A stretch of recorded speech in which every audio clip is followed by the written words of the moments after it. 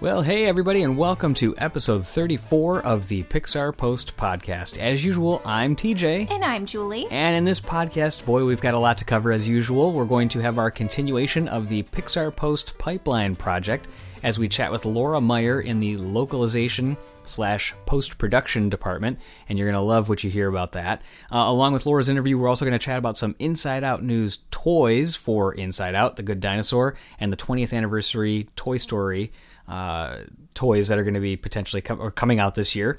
But we've got a lot to get into, so let's get right into it. The first thing we wanted to actually kick off was just a brief talk about the 2015 Pixar Post Book Club. If you haven't joined us before, we certainly want you to learn all about it. Just go to our website, pixarpost.com, and click on the Book Club tab that's right up there to learn more about all the dates, all the books that we're reading, and how you can get involved. But the best part about it is that the change we made this year for people that are familiar with it is that we've lined out the entire series of books that we're going to be reading in 2015, so that way you can already pre-read if you want. You can order the books ahead of time and click any of those links in our post, and it'll go ahead and support Pixar Post as well. So we certainly hope you'll join us this year as we read everything from A Bug's Life, about like the official, I guess we'll call it the Art of Bug's Life, to Disney War, where they talk about Circle 7 and how Pixar was almost going to be, kind of slighted, where Disney was doing those kind of things. We're going to talk about the art of Inside Out, the art of Good Dinosaur, and we'll even throw in a dealer's choice in there as well, where we're going to have some users vote and submit on which one they want to do for one of those months. So certainly hope you join us for the book club in 2015. We've got a whole bunch lined up, and we're really excited about it. All right, so let's talk about some other Pixar news. Big news today as we record the podcast right before we went to go start it on January 26th, 2015.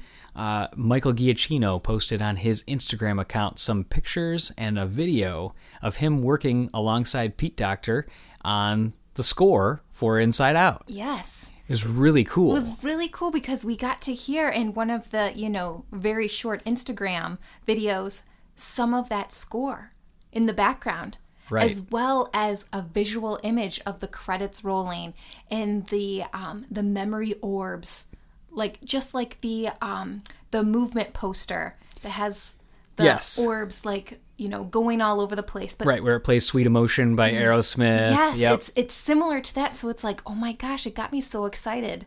Right, absolutely.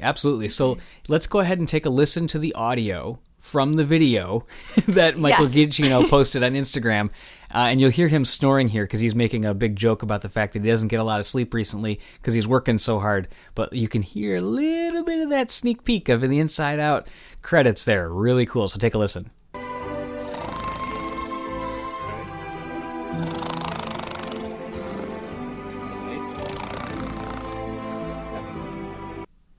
Okay, so it cuts off pretty quick there, so let's take one more listen to it and soak in the sounds of the background. Ignore the snoring to hear the credits of Inside Out.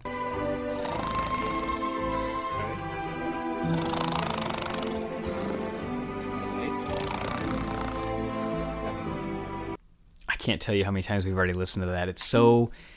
Can't you just, you feel already the light. It's just makes me smile. The energy, the passion. Yes. It feels like, gosh, the credits feels like, This is this part to me feels like, like when the credits first come on, it's usually like a bigger song, and then it goes to that second song.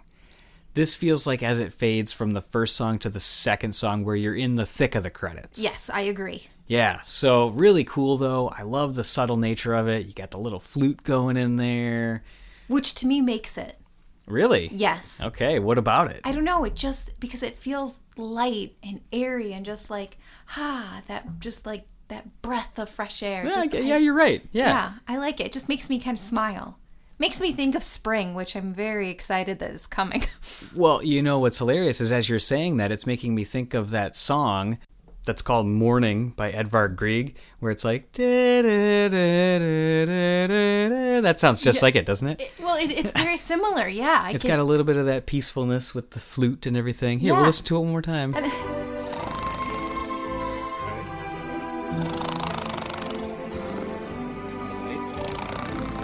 It's a little different because it's got the full orchestra in there, but just as we were talking about the flute and all that, it made me think of that. I see the notes of it that you're comparing against. Right.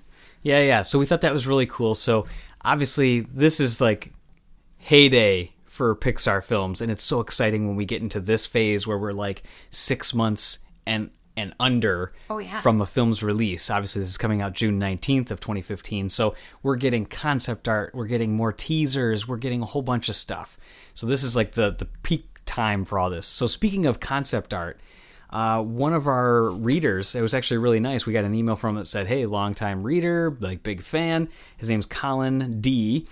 He was at the Walt Disney Family Museum, and he was at the All Aboard exhibit that they had there, where it talked all about Walt Disney and his love and passion for trains and how it inspired his work and how it appears within Disney films and other films now and in the future. And the future part is when they showed pictures of the train of thought and the train station. Yes. Which we had never seen before. And concept art, including Joy and Sadness getting out of a boxcar. Or in it. Yeah, because we've seen the full screenshot of the two of them actually in the boxcar. Right. We just hadn't seen them actually outside of it. Right. And when you wrote that post, when you saw that screenshot, you had mentioned we think this is obviously the boxcar, for the train or whatever. And it was really cool that sure enough, this image shows that. So let's describe them a little bit again. If you haven't seen them, this will be in the show notes as usual. All the different topics that we talk about are in the show notes. Just go to pixarpost.com, click on the podcast button. This is episode 34. So if you haven't seen the concept art, check it out. So the train itself, what's really cool about it is it's a mix. And this is why another reason I know I'm going to love this movie. There's so much imagination that goes on inside the mind. Mm-hmm. The train itself is a combination of some sort of made-up train. It's a steam train. It's an electric train because the engine of it, although it looks like steam, has the electric lines above it, it's like a steampunk train in a way. Right. Yeah, and it's got a flatbed car, and then it's got the actual box car, which is more like what you would consider on an older classic hobo style kind of train. I was just gonna say that it's wood, kind of rickety looking, right. Metal top. Yeah, exactly, and it's just so cool to see that. And then we've also got the actual image of the train station itself, which all I can think about is it's very Alice in Wonderland. It's very Alice in Wonderland. It's very whimsical. Yeah. And the colors are very bright. Right. Pinks and blues, and there's lots of twisties and curlies. Yeah, it almost looks like it's a train station that morphs depending on mood or where you're going. Yeah. Maybe it'll morph into a grand station. Right. Or this is the small one. That's how it looks like. Right. And we know this film has a lot of squash stretch to it with the characters. So that's what it kind of reminds me of, that train station looks like. That'd be cool to see if it kind of someone took a box and squished it together. Yeah, it's what's funny too is it seems like the train of thought, being as abstract as it is already with the train and inside the mind, why does it have to have a train station? It seems like the tracks can form wherever it's going to want to go, it would seem. Yeah. So that'll be interesting to see how this plays out. But the actual artwork itself by Daniel Holland and Ralph Eggleston, obviously always great work there. The train of thought itself, so that was the station. The train of thought is Shelley Min Wan. Really can't wait to see more of this. But really just... I can't get enough. I've looked at it a bunch. Just keep going back to it and all those kind of things. It is exciting. I mean, we're almost in the home stretch of all of this great news and concept art, and hopefully another trailer coming out soon. Yeah, we're going to start learning about more characters, more sub-characters. It's going to be great. Mm-hmm. So another thing that kind of popped up and has been popping up is... And boy, we've been getting a lot of great feedback from the forum and notifications from the forum users about this. So one of the forum users let us know that they were watching the Disney Channel one day. I think it was forum user My Name is Connie. And he said, hey, there's going to be a preview for Inside Out that's going to be coming up this weekend during when they were replaying Despicable Me for some reason. Mm-hmm. So we watched that, and it was just the trailer, but leading into it was a little bit of those toolkit animations, which are those little short, 5-6 second kind of things. So we recorded, we took a screenshot of that and put it up there. We also were told that it's going to be really cool as well, that in the Puppy Bowl, which is the same day, this upcoming Sunday, as the Super Bowl. Earlier in the day on Animal Planet, they said there's going to be another sneak peek. Yes. Obviously, at this point, we don't know if it's going to be that same toolkit with the trailer, or it'll be a different toolkit animation with the trailer, but we'll see. Yeah, going to be pretty cool. So keep an eye out for that as well. Once you get a chance to check it out, we'll certainly do our best to record the Puppy Bowl and see if we can get some of that image and that animation to show everybody too. But obviously, as we've talked about with some toolkit animation, some concept art, now we've got toys. Yes. So in the last couple weeks, we've been learning a lot more about Inside Out with the Funko Pop toys, which are those kind of like, I don't know, how would you describe like a Funko Pop toy? It's kind of like a plastic character that's, I would say, like 4 or 5 inches tall. Right. Just like kind of bold, chunky plastic. Yeah, there you go. More bold and chunky. If you haven't seen them, or if you have want to see them, kind of basic, not so many details. Right. But they're still kind of neat collector toys. Yeah, absolutely. So if you want to see those, go ahead and check out again the post. It'll be in the show notes. But who were your 2 favorite characters from specifically the Funko line? Fear and sadness. I thought you said anger and sadness. Oh, yes, anger and sadness. I always say fear because fear is my favorite of the actual animated characters for Inside Out. Fear is, I just love it. Well, you assume that will be your favorite. I assume, so far. From the previews, yeah, yes. And I have to kind of agree. I mean, the part, we always crack up with Bill Hader's vocal work when they introduce everybody. Hi, I'm Joy. This is sadness. This is anger, whatever. And he goes, oh my God, as he falls. It's just so good. Yeah, but for the toys, yes, I like anger and sadness. Yep. And then there's also the Tommy line of toys, which is going to be really cool. Oh, the Tommy line of toys looks amazing. Yeah, you did that post too. Yes, there's so much detail into the toys that they made. Oh my gosh.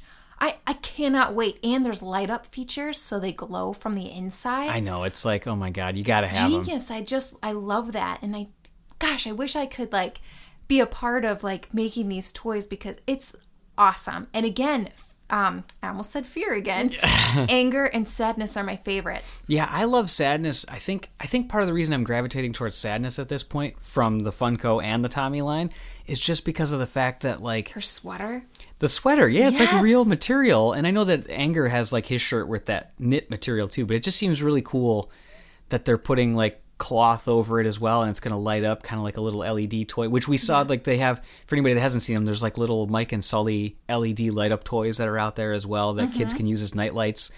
They charge on a little base station, and when you shake them, they light up. It's really cool stuff. Yeah. So anyways, really good. And obviously from Tommy, the continuation is that they've already said that they're going to be making the Good Dinosaur toys as well. But unfortunately, no sneak peek or preview at this point as of yet. Yeah, no preview or anything, but they did say that they're working on, some technology to have the dinosaurs kind of speak to each other. So that's going to be fun. I didn't even know that part. That's cool. Yeah, the RFID technology. Yep. Yeah, yep. So I guess it's kind of like how Wally and Eve could kind of interact a little bit. Yeah, so... Yeah, I'm assuming that'll be more advanced at this point. Yeah. But I think, Dan, the Pixar fan, had mentioned it in the forum when we were talking about it. And he had said, he's super excited for it because there's not a lot of really cute yet exciting kind of it's either dinosaur toys. They're always they actually look like dinosaurs, or they're more abstract. Mm-hmm. This is going to be so cool to have a Pixar dinosaur toy. My mind is I can't even take it. Right, I'm so excited to have dinosaur toys. Rex and Trixie. Right, Rixie? Yeah, it's combining everything. My mind is going crazy. And then we're spoiled with the Battlesaurs, which I wish they would make more of them. Ugh. The different characters. So now in a couple more months, we'll be treated to the Good Dinosaur. So I feel lately there's been so many other dinosaurs. Right. Yeah, and speaking of Toy Story That Time Forgot. Oh, I've derailed you. I think it's a shame that the Raptorian guards are not sold in a 3-pack. How can they only be sold individually? We need more than one. There's tons of them in that short. So we're looking for more because we need to have an army of them. Yes, we need to have an army of Raptorian guards. I know. Speak swiftly, foolish Outlander, or suffer my battle blade.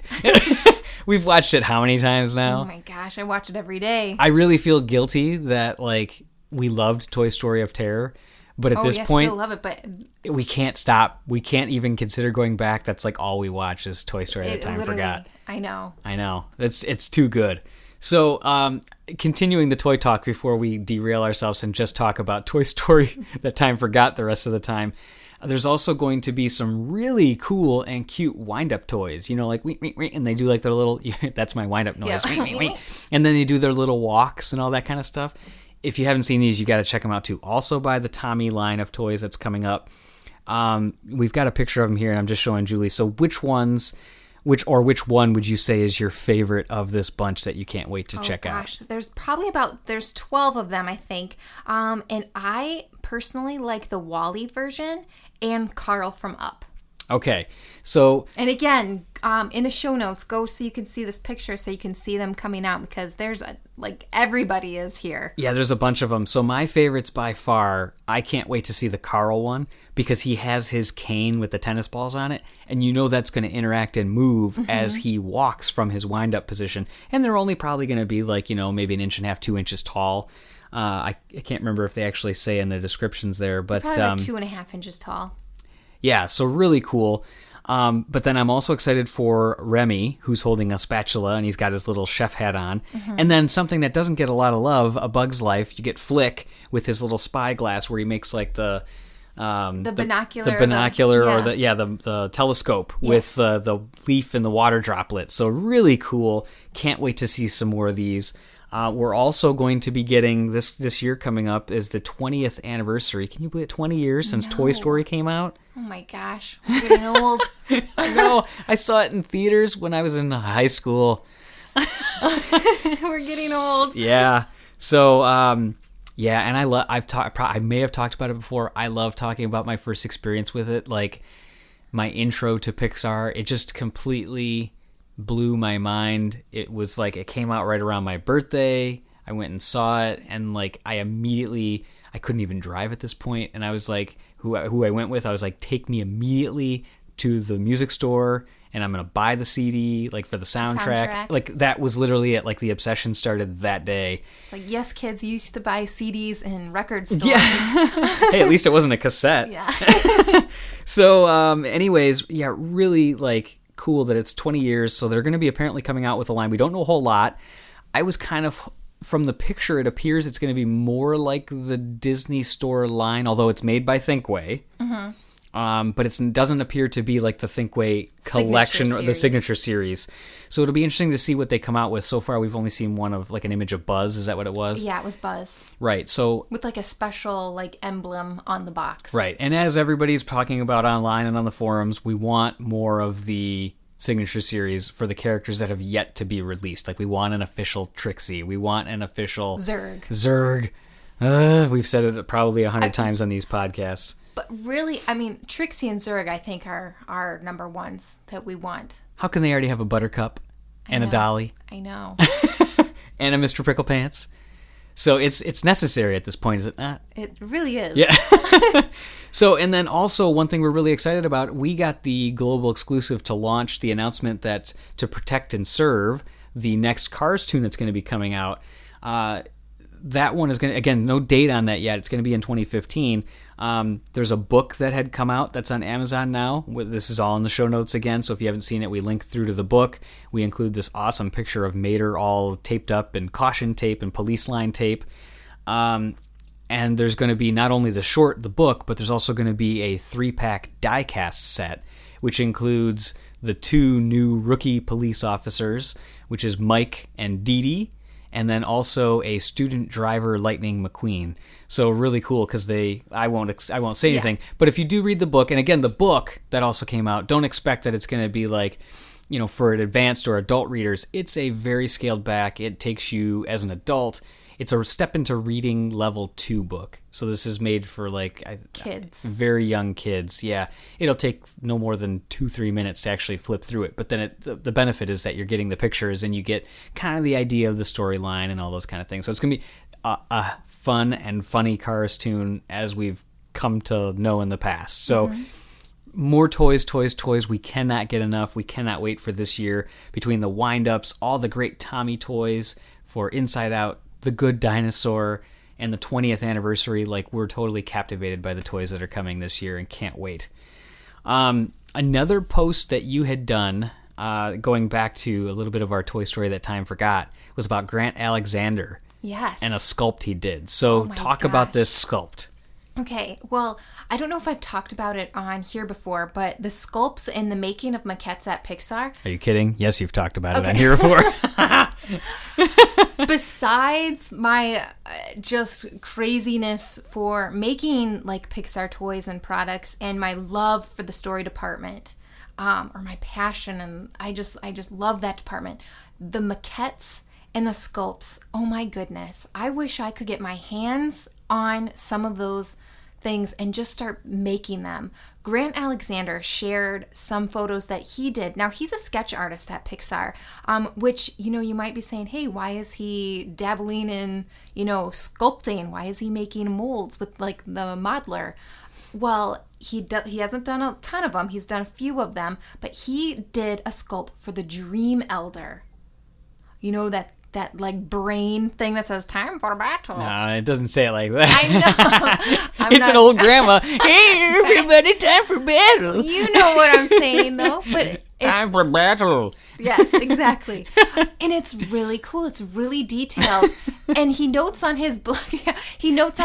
That he said sometimes it's easier for him to see things three-dimensionally rather than to sketch them on paper. Right. And he also did include on his blog a to scale drawing, and also like the mechanics of the toy. Right. Of how it would work, which I'm assuming like is amazing for the animators, because they actually have to move the toys, right, as they animate. So it was really phenomenal. I really loved it. We posted 2 pictures on our site, but you have to visit his blog, which we'll put in the show notes to see the rest of them.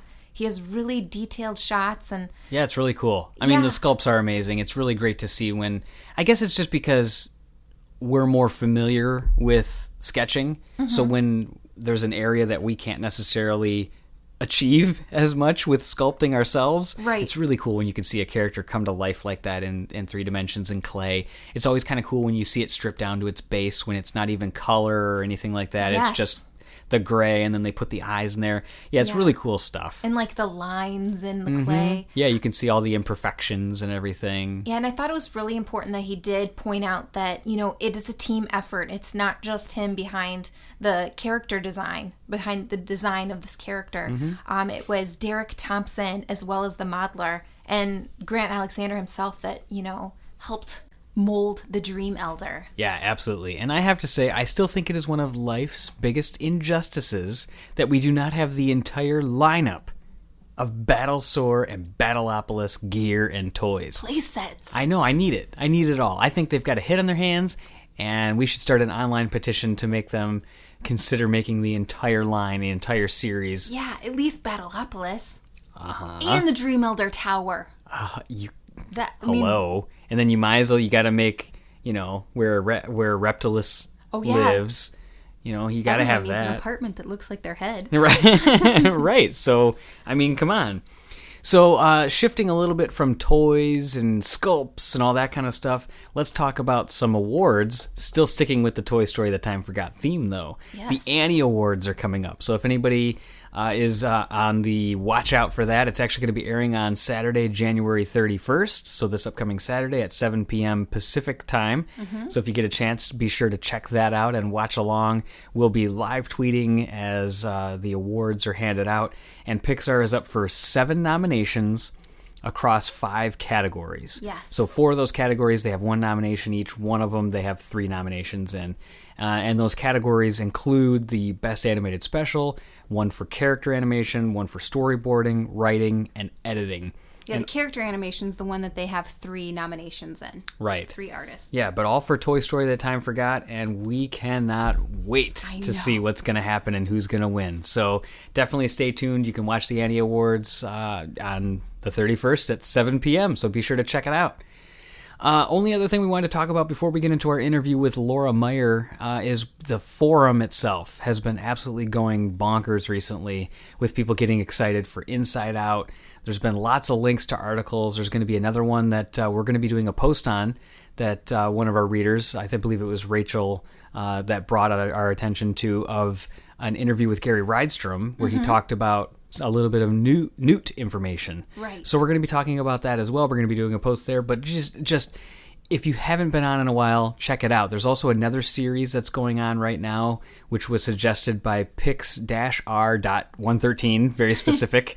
But he suggested drawing a character a month until Inside Out comes out. So we've got a whole thing laid out, and that's actually under the fan art section on the forum, and it's under the Let's Draw Inside Out. So include your submission of joy if you want to get one in before the end of January here, and then we're going to be moving on next month where we're going to be drawing Fear next. Yes. So pretty cool. So definitely there's been some really great ones. Somebody did an 8-bit version of Joy. They did some sketches that they were just in class, and they said, hey, I'll throw one of these up here.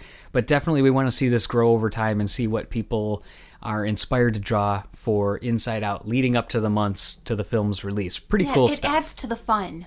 Yeah, absolutely. It adds to the fun of it for sure.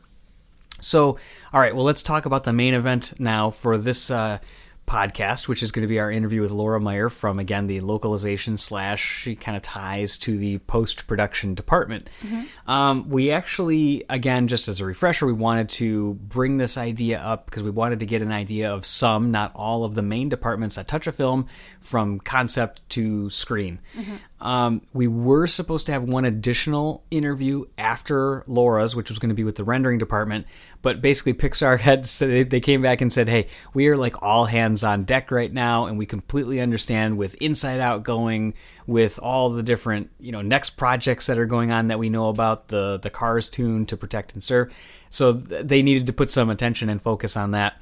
So we are actually wrapping up, and it's a perfect way to wrap up once you guys hear this interview. It really is. Yeah, so you're going to enjoy this one for sure, and then be sure to stay tuned at the end. We're going to talk about a special post that we created based on the interview that we had with Laura Meyer, so we can really demonstrate and visually show what she worked on. But definitely check that out. And then we're going to actually talk a little bit about, now that we're wrapping up the pipeline, we're going to talk a little bit about inspiration and finding success and happiness, and we'll explain a little bit more of that as well in your, if you're inspired to go towards the animation or art or actually really whatever field it is. So really, really cool. Before we get started as well, let's talk a little bit about the term localization. It might sound a little bit confusing, but after the interview, it'll make total sense. So, well, you know what? Rather than us describe it, let's jump in. Let's have Laura describe it because she actually will do a good description of it and how it ties in and the importance of localization to movies. And we'll talk to everybody on the at the end of the interview. Here we go. All right, well, Laura, thank you for joining us. We're excited to obviously chat about your role within Pixar. And obviously, if you think about post-production as a whole, which your department or your team used to be a big chunk of, post-production contains so many different layers and specialties within it. So tell us a bit about your role specifically with the localization team and how that fit into the overall kind of umbrella of post-production as a whole. Okay. Well, post, to be a very broad definition, is everything that happens after the movie's been rendered, including sound and putting it on film and all of that. That's post, and it's huge. We, the international production, are a very small little department that used to be within post. And we were always within post because it was something that would happen post-movie. The movie was made, and then we would come in. And when I first started, the movie would release in June, but it wouldn't release in Japan until like December. So we would go to the wrap party and, well, we aren't wrapped. We're still working on this movie. That doesn't happen anymore. Now it is so day and date. And so most of our territories will release right either the same day. A couple of them release the day before. And it will all be really close to when the domestic version releases. Right. So we're not really a post function anymore because we're actually working along with the production, and we're trying to wrap it up the same time they are because the international movies are going to come out the same day the domestic movies. So that's why it used to be post, and that's why it's not anymore. Right. And I remember, as you were saying, that sometimes they might come out at an international market even ahead of the domestic release. I remember that with, I believe, Monsters University. It came out in Germany a day before it hit in the U.S. Yeah, well, Russia. It usually comes out in Russia. Oh, you're right. You're right. Yep. Yeah. Usually that's one of the first places that it'll come out. Yeah, absolutely. Very cool stuff. So obviously, with that, it sounds like there's so many different balls up in the air that you have to kind of keep track of at all times, and you're working on, one country and then another country. So give us an idea, help us paint a picture of what an average day in the life looks like for you. Well, I'm the artist. I am the only artist in international production or localization. So we will sit down early with the filmmakers and go through and spot the movie and say, okay, here's a story point graphic, here's a newspaper that helps move the story along, or here's the adventure book, or here's Mater's letter, anything like that. And we will identify, these are what we're going to translate. Mm-hmm. Then my manager will then send out, we have territories all over. We do anywhere between 12 to 14 languages for a feature film. And she'll send out, requests for translation. So here's Mater's letter, and she types it all out, and they send me back the translation. So then I will then recreate that art. So if the production painted the piece, I paint it. If they wrote it with a crayon, I'll get the same crayon and I'll write it. Our goal is to make it feel and look like the domestic. Okay. So that if you're sitting and watching the movie in Japan, it feels like this movie was made for you. Pete Docter once described it that, so, the part in Up where it says, where he turns the page and Ellie has written on the book, adventure, go create your new adventure. Yes. And so we translated that. And so Ronnie wrote the first one, Ronnie Del Carmen, and I wrote all the rest of them. And Pete had described it that point in the movie that was so important and such a meaningful moment, if he had turned the page and you saw the writing in English, but then it came up with a subtitle, it would completely take you out of that moment. Oh, absolutely. You would feel the same way. So that's why we do it. Wow. So that our movies will translate, and if you're sitting and watching it in France, it feels like it was made for you in France, and it helps understand the movies more, and we're trying to create the same experience that, we're going to have watching it in the United States or English-speaking countries, and you're going to have that around the world. So I personally think that's a pretty cool element that John Lasseter's a big proponent of localization and international, and so was Walt Disney, and so I think that it's really neat that Pixar thinks this is important. Yeah, that's absolutely amazing. It's like all in the details. Yeah. Yeah. So it makes me think about, you mentioned about being brought into the process and kind of at the very early stages. I was thinking leading into this interview about when we chatted with Craig Foster, and also in the art department and helping lay out and design some of those elements. Right. Essentially, are you involved in all those initial meetings as well, or is it after kind of some of those initial props and items and like that are already designed? Right. Traditionally, no. I am sometimes just as an artist. I did a lot on Inside Out this year, but generally, no. International will come in like maybe a year out. So Craig's been working on the movie for 3 or 4 years by the time we get to it, because like I said, so there'll be a lot of art Craig will do that doesn't necessarily make it in the movie. So I don't want to start translating that. We want to make sure that this newspaper is staying in the movie before we start going and jumping through all of our hoops. Well, that certainly makes sense from an efficiency standpoint. Yeah, because you don't know. So like I said, it's like once the shot is finalized, then we will come in and say, all right, we'll translate that and we'll start doing the art, et cetera, et cetera. Sure. And now thinking about, you mentioned Inside Out too, thinking about even that trailer that just came out. Yes. Is there part of the international team that even, and this may not obviously fall under your side of it, but, in the UK trailer, when they go inside of the dad's mind, he's watching the soccer game. Right. So we do that too. Okay. So we do all of the trailers. So our department also creates all of the trailers.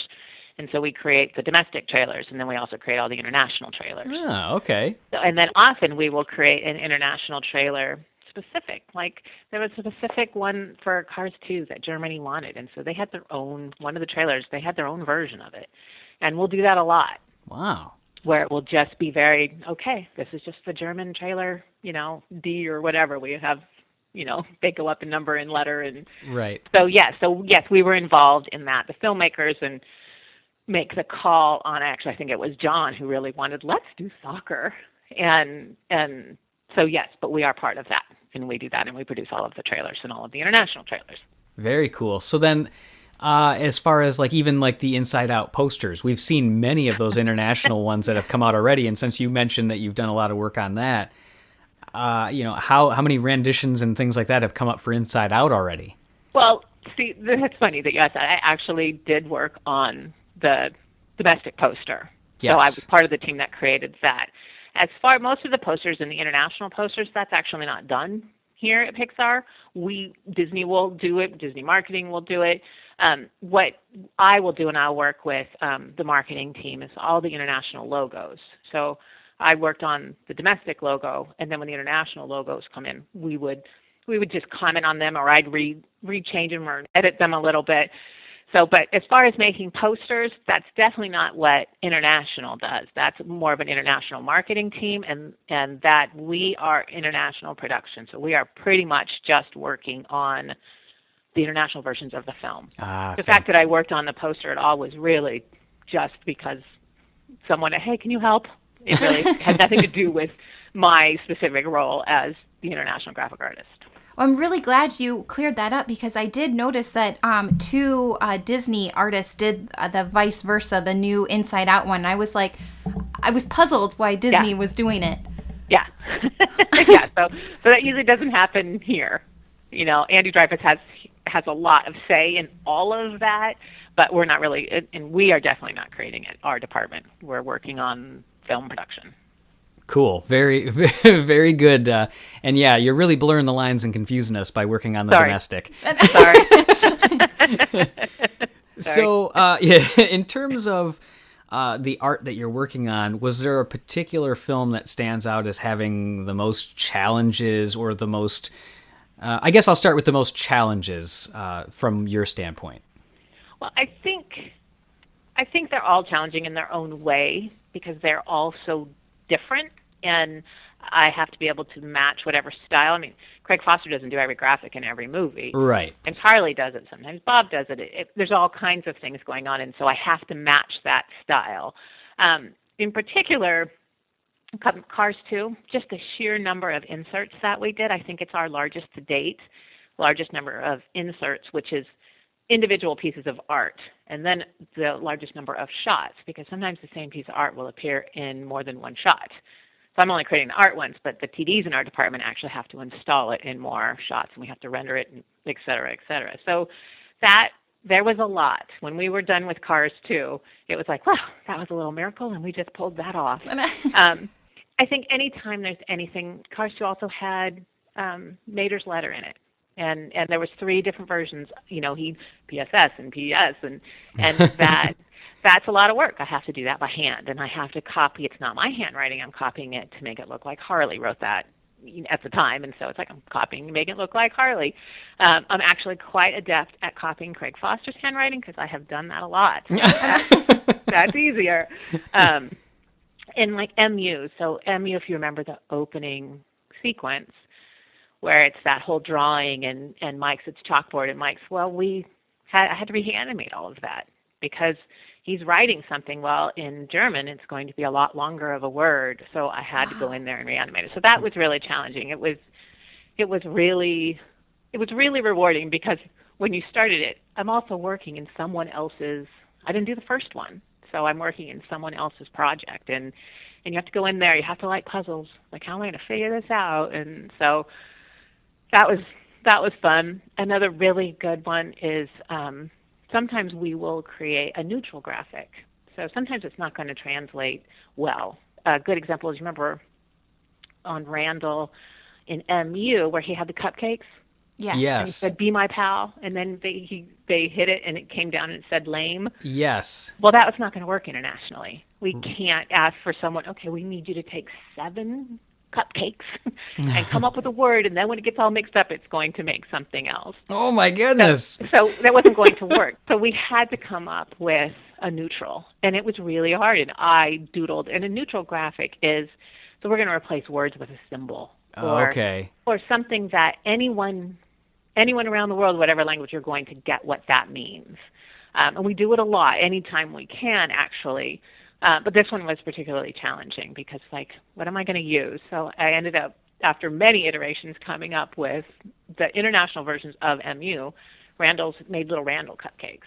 And so they just got his little face on it with little glasses. And then it just hit him, and then it just kind of, he had cupcakes on his face. But it's those kind of things where you want to be true to the film, and you want to be true to what the filmmakers are, what they're trying to say. We're not trying to change the movie. We're trying to communicate the movie. So that was hard. But again, it's those things that are hard that make it, and when you do it and you solve it, it's like, okay, it was awesome. So wow. I think that's, yeah. Yeah, what's really cool is, you mentioning the cupcakes. There was a post about that, not on our site, but there was a post about it that I had seen on some other site, just kind of searching. But I remember that there was a discussion of people going, wait a minute, like the people were talking about their favorite gags, and they said that wasn't in mine, and it was somebody from another country and they were describing that.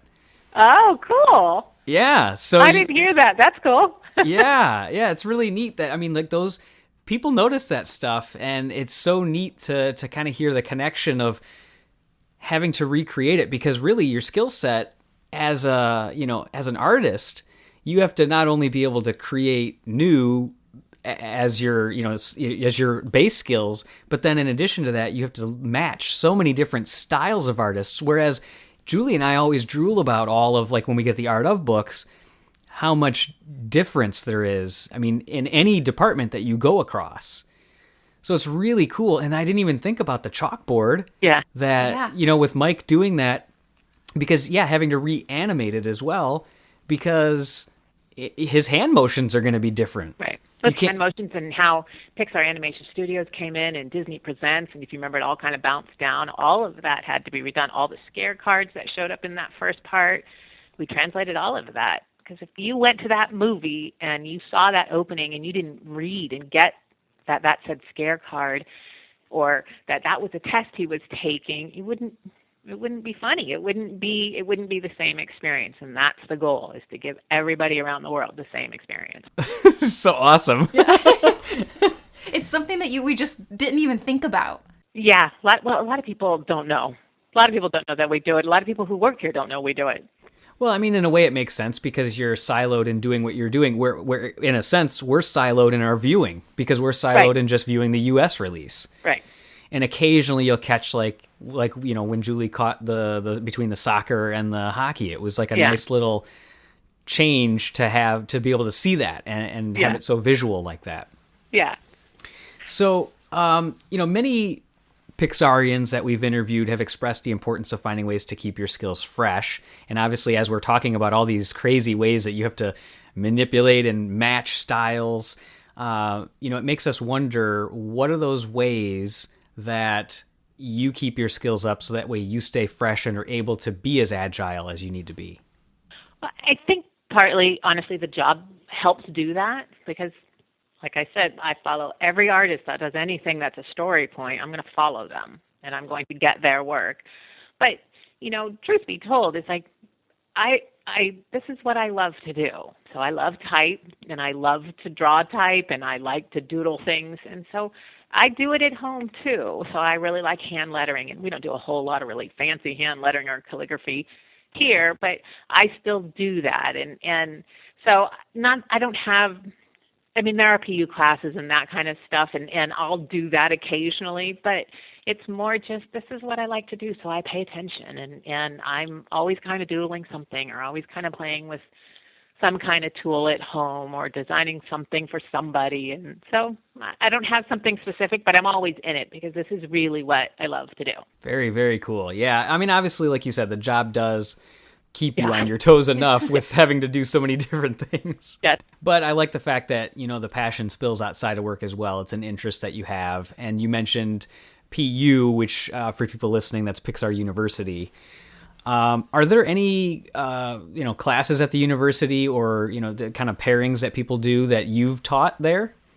No, and I've been asked to, but I don't love getting up in front of people. And to be quite honest, our plates are usually pretty full in this department. It's a fairly small department, and we are rarely working on one project at a time, because we are for lack of a better word, post, it's often under a crunch. There's often like, we've got to get this going and we've got to get it going quickly. So there's not a whole lot of downtime for, a good part of the year. Right. Yeah. And you mentioned that, your team is a relatively small team. Yes. So how many members are part of the international team? And, you're the art part of it, but what other team members are part of that international team? So there's 8 of us altogether. So we have a manager and a coordinator, and then I'm the artist, and then so the art will come to me. I will do the art, and then the manager and the coordinator send it out to the territories, and they will approve it. Yes, Laura, that reads what we want it to read. That says adventure book or whatever. Send it back. I then will pass it off. I prepare the art, and I will pass it off to, we have 3 TDs, which stands for technical director. Mm-hmm. And they take the art and they put it into the shop. Okay. Yeah. And then we will have dailies, and we will watch it and say, yes, that reads Monsters University or whatever. And then that will go, then the editor will actually put it into the film. And so that's basically the 8 of us. There's 3 TDs, 2 editors, 1 artist, and 2 prod staff. And those TDs and editors are dedicated to the international team, or are they bouncing back and forth? Well, we all will bounce back and forth, but pretty much they are part of the international team. If they have cycles and people need help, departments need help, they'll jump in and do that. But we do, one of our TDs actually splits his time. He's the lead TD, and he splits his time between international and stereo, which is 3D. So he kind of bounces back and forth, and he's the lead in both of those departments. But one of our TDs is pretty much, he's the shot guy, another one does the modeling. Oh, okay. So, yep. If there's like the Monsters University arch, that wasn't a piece of art, that was a thing and a model. And so he'd have to go in and remodel all of that. So basically, but it's a small little team, but we're all kind of pretty quick and pretty dedicated, and all of us kind of run off of a little bit of adrenaline, so we like that. I was going to say, it definitely sounds like that agility, like I already mentioned, kind of comes in there right. for sure. Right, right.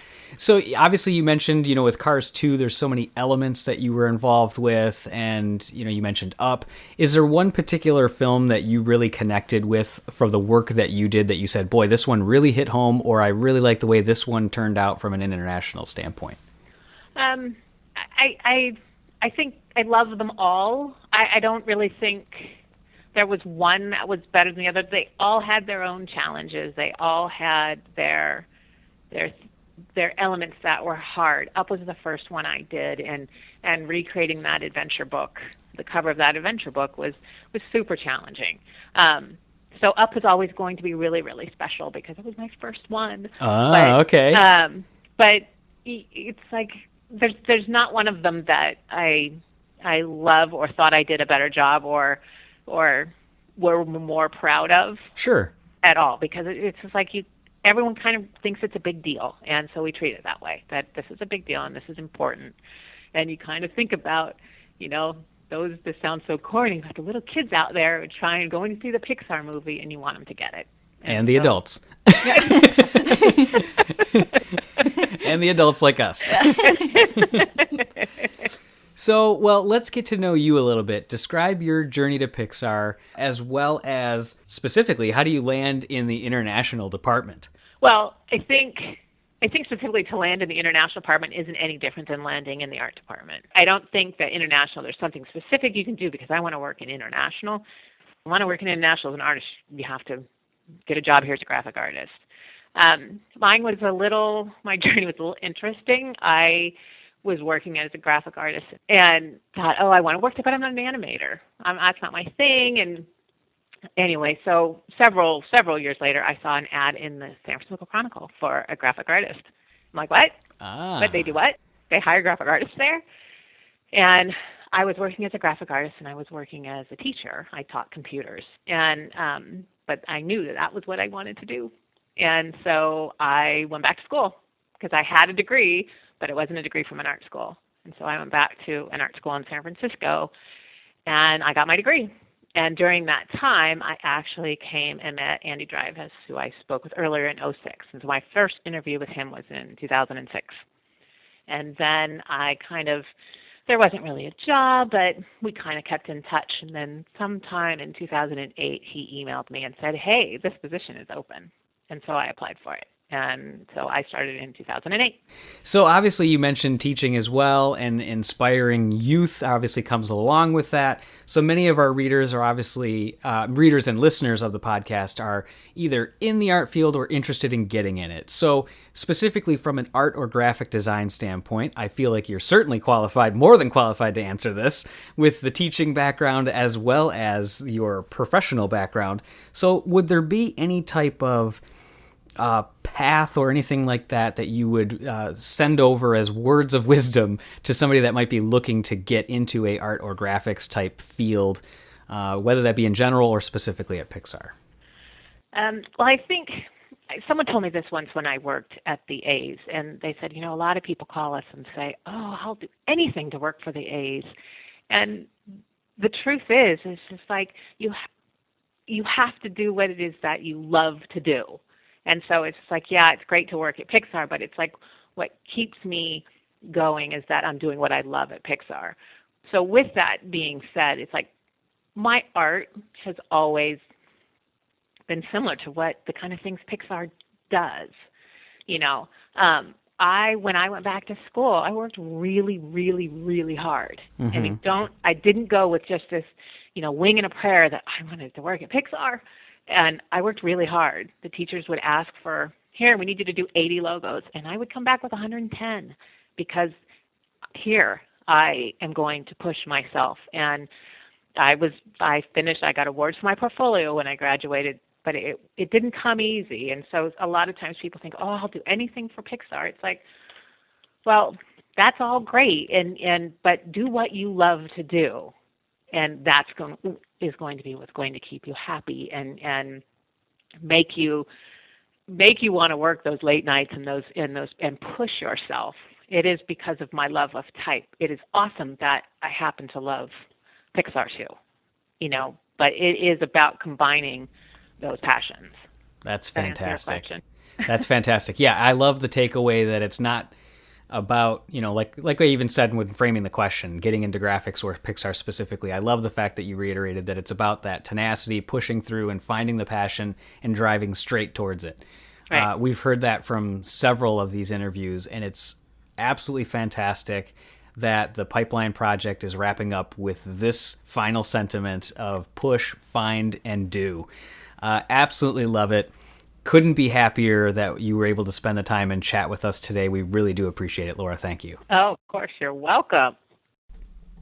All right. So there we have it. Our final interview with the series that we did for the Pixar Pipeline Project. We certainly hope you enjoyed listening to all the different interviews that we did, as much as we enjoyed having the conversations with the folks at Pixar as well. So certainly thank you to Pixar for helping us set up all these different interviews. Thank you to everybody that we interviewed and chatted with, from Louis Gonzalez, Chloe Klosman, Craig Foster, Mayar Abu-Saidi, Aaron Hartline, Angelique Rice, Jason Johnston, and Laura Meyer. So really, really thank you. So let's talk a little bit about the interview itself, though. So one of the things that I thought it was completely fascinating to hear about, that and we kind of gushed about it during the interview as well, was about the adventure book from Up, mm-hmm. and how they realized the importance of that moment when Carl sees Ellie's note about going and having his own adventure.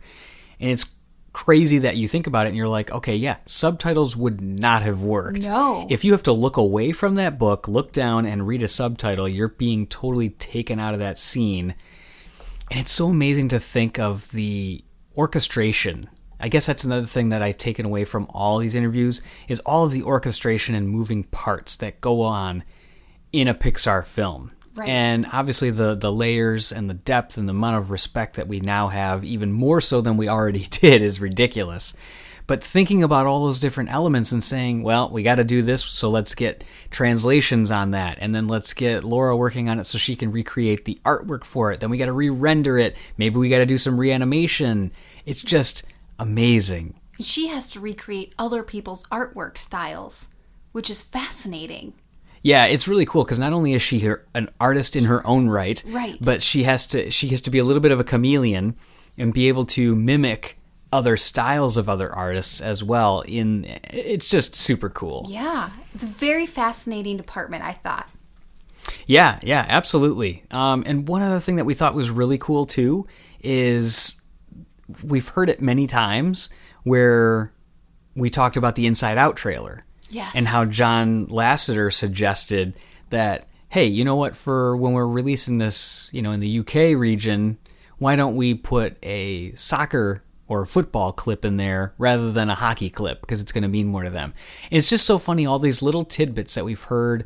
Even in our interview with Mark Walsh that we did for Partysaurus Rex way back, we heard that we talked about how excited we were that the droplets, the water scum, how it dried on drips, the downspout cover, the whale downspout cover in the tub. Like, he's like, oh yeah, that was John Lasseter's idea, that it had to have those water spots and droplets like that because of his truth in materials and all that other kind of stuff. It's just those little details that add to, everything. Yeah, really cool to hear like those little suggestions that pop up. And obviously I know, everybody is a team player here, but it's just cool like how you hear from different people, oh yeah, that was John's suggestion. Yeah. It's just really kind of interesting and fascinating, and it's just another fun element that we love, just of Pixar and hearing all those kind of fun things. So the other thing that we wanted to talk about, you already kind of alluded to it, that Laura's kind of a chameleon, that she has to match other people's work. As we were editing the podcast, I kind of sat back and I said, okay, I don't want people to walk away from this and not be able to see it. Yes. So what I thought is, I'm like, I need to do a post on this and show Laura's work rather than just talk about it. So now that you've seen it, now that you've listened to it and you've heard her describe it, let's actually dive in and talk a little bit more about what we did. So after this, you definitely have to go back to our site and check out this post that we did. We reached out to some of our friends that run Pixar fan sites in other countries. So we reached out to Fabian from Pixar Planet France and Luis from Pixar Brazil blog. And I asked them, I said, here are some shots that we talked about from Monsters University with Laura. And I said, can you give me your local region screenshots of these exact moments to demonstrate exactly what she's talking about? So I thought it was really cool. And so now we have a post that just lays it all out. Here's the English version. Here's the French version. Here's the Spanish version that's out there. Really, really cool stuff, or the Portuguese version. Really cool stuff. So we've got some great examples out there from Mike writing with his sidewalk chalk, the scare cards, there's a quiz, and then that fun moment that we mentioned with the cupcakes that Randy makes, that says "Be my pal," that eventually spell lame. So pretty cool. You worked really hard on this post. Contacting everyone and then getting all these screenshots. You did a really good job, because this was your brainchild for doing it. I was so impressed. I was like, gosh, that's a great idea. Yeah. Well, I shouldn't say yeah like that. I was just excited about it, because I was like, you know what? It really did. It hit me when I was editing it. I just sat back and I'm like, I'm going to pause. We're not going to release this right away, because we wanted to wait to have the post to go along with the podcast, and then we had to wait till, we could get back with everybody. Which is and hear important, everything. because now after, listening, to Laura and seeing it makes visual sense now. Right. Because you can see the work, how it looks identical, and it's amazing. You did a really good job. Oh, well, thanks. Yeah, I was really impressed with it. And thanks again to Fabian and Luis for their assistance as well. Yeah, we couldn't have done that without them. Of course, because we don't have a region-free Blu-ray player, and B, we don't have the regional copies of Monsters U from the French version and so on. Right. So it was really cool. So it also got us thinking, though. She mentioned the adventure book from Up. There's obviously many, many other scenes. Mm-hmm. Have you ever wondered, as a listener of this podcast, about another scene and how they localized it for a particular region? In the bottom of the post that we created, we put a link to the forum. If you're interested in any other scene and want to know maybe what it would look like in another local region, go ahead and post it in the forum. A screenshot or a moment that you're looking for from the American version, or if you happen to be listening to this in France and you have the French version and you want to know what the English version looks like, post a screenshot, post a moment, and then we're going to rely on the other forum members to kind of reach out and say, hey, put up this screenshot too, and let's see what it looks like and compare it. It could be a lot of fun just kind of going back and forth if there is a scene. Right. And I'm tempted to put out there for the adventure book, because I should have done that when I I'll do it with Fabian and Luis too, because I'm interested to see what that really did look like as well, because that's such an impactful moment. Right, and there's a lot for Cars 2. Oh, yeah, she did talk about the depth and the amount of work that was needed for Cars 2.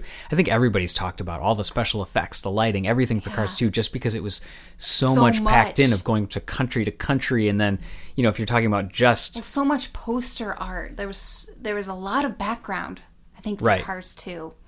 Yeah, absolutely. So, really cool. Definitely check out that post and let us know what you think about it as well. One of the other final thoughts that we wanted to talk about with the Pixar Pipeline Project as well is we've heard from Pixar employees that getting to Pixar was certainly a goal, a dream, an aspiration of theirs, and it wasn't going to deter them from pursuing their passion of art, whether they got to Pixar or not. It was almost like that was the icing on the cake that they got there. Mm-hmm. But we hear so much from readers and forum users. We just had a new forum user that signed up today that said, I really love it, but there's no animation schools in my region. And I already replied right back. It was like, no, that's not going to be your excuse. Yeah. So it's like, but we hear all these things, and people are so caught up with getting to Pixar. And it's right at the end of Laura's interview. It's about the passion. And as long as you have the passion to do it, doesn't matter where you're doing it, it's going to bring out that importance and that happiness. Well, there was a recent TED Talk that my old English teacher from high school recommended on Facebook. And yes, we still stay in touch. We're friends on Facebook. And it was fantastic, the TED Talk. And it was all about happiness and how we achieve it. And like I said, since we received so much feedback from listeners, we wanted to include a little bit of the sample from that talk with Shawn Achor, who is the person that's doing this speech. He's written a book. We're actually in the process of reading that right now. We might actually include that as like a little sub-book in our book club. But he talks about putting into perspective how to achieve success through happiness rather than viewing it as achieving happiness through success. Mm-hmm. So most of the time people say, like, I'll be happy when I get my dream job at Pixar. So what we're trying to do now is take the lessons that we've learned from the Pixar Pipeline Project and all these interviews that we've done and flip it on its head and say, no, it's you achieve your happiness and the success will come, not the other way around. Right. Because the bar of success that you're going to hit and reach for is always going to move forward. Because as soon as you reach one hurdle, it's going to go further. So you're never going to get happy if you're always trying to achieve that success first. So let's go ahead and take a quick listen to this clip. We put a link to the full TED Talk in our post, but be sure to check it out as well. Very, very interesting, and we thought it was a great way to kind of wrap it up. So let's listen to that, and then we'll give some extra thoughts there too. See, what we're finding is not necessarily the reality that shapes us, but the lens through which your brain views the world that shapes your reality. And if we can change the lens, not only can we change your happiness, we can change every single educational and business outcome at the same time. When I applied to Harvard, I applied on a dare. I didn't expect to get in, and my family had no money for college. When I got a military scholarship 2 weeks later, they allowed me to go. Suddenly, something that wasn't even a possibility became a reality.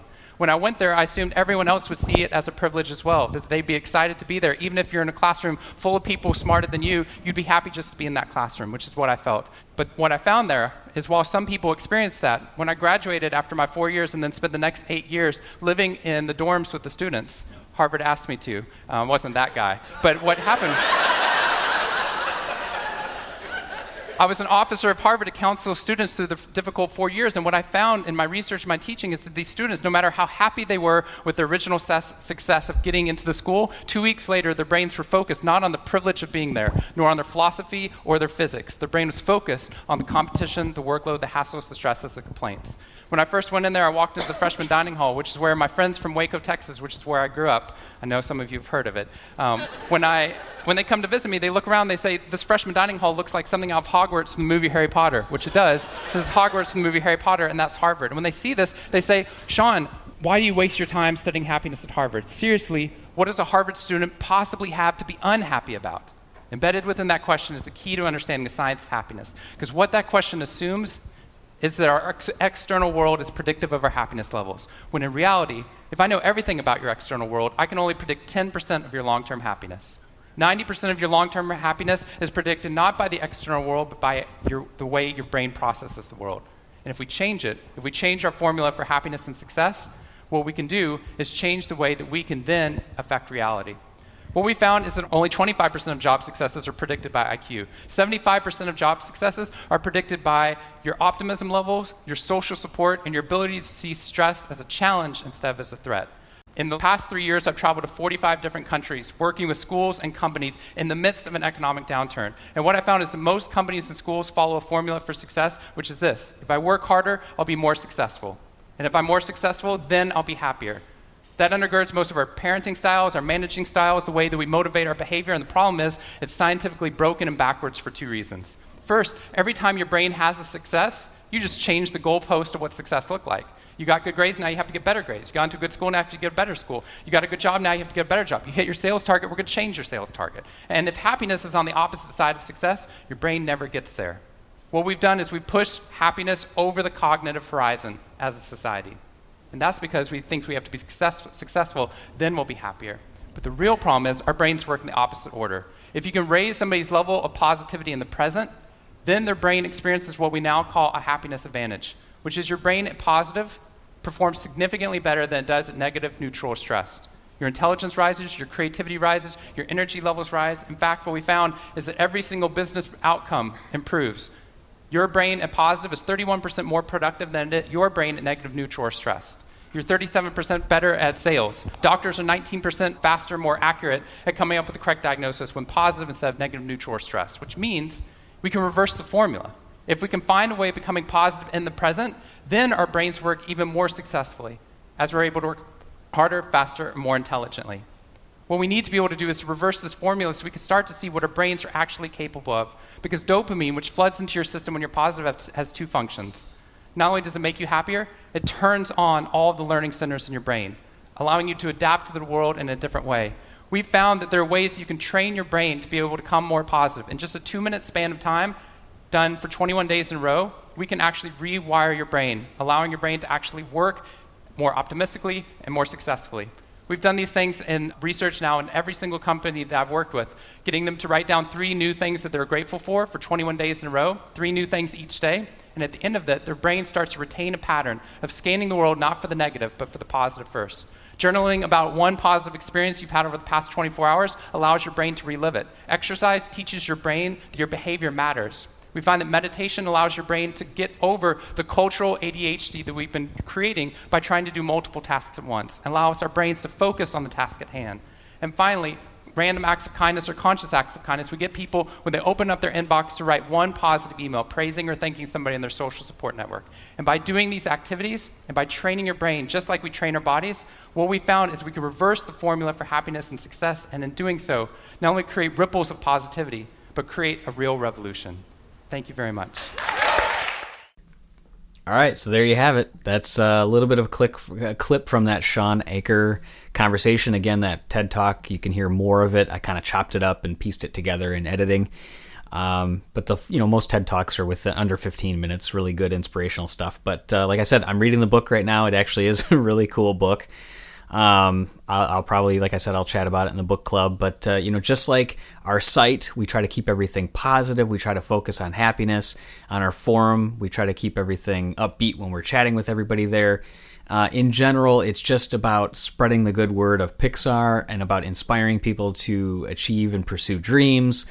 So join us if you have anything that you want to talk about from a positivity standpoint.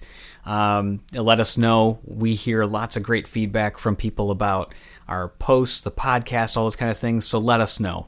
As we wrap up this Pixar Pipeline series, we'll end the episode like we usually do, where we ask people to follow us on all of our usual channels: Twitter, Facebook, Instagram, Vine, Pinterest, Tumblr, YouTube, Google+, or subscribe to our podcast on iTunes or Twitter. And if you like today's show, like I talked about, rate us on iTunes, leave a comment on our site, or send us an email at info@pixarpost.com. So signing off as usual, I'm TJ. And I'm Julie. And be sure to stay tuned to pixarpost.com all week for the latest Pixar news.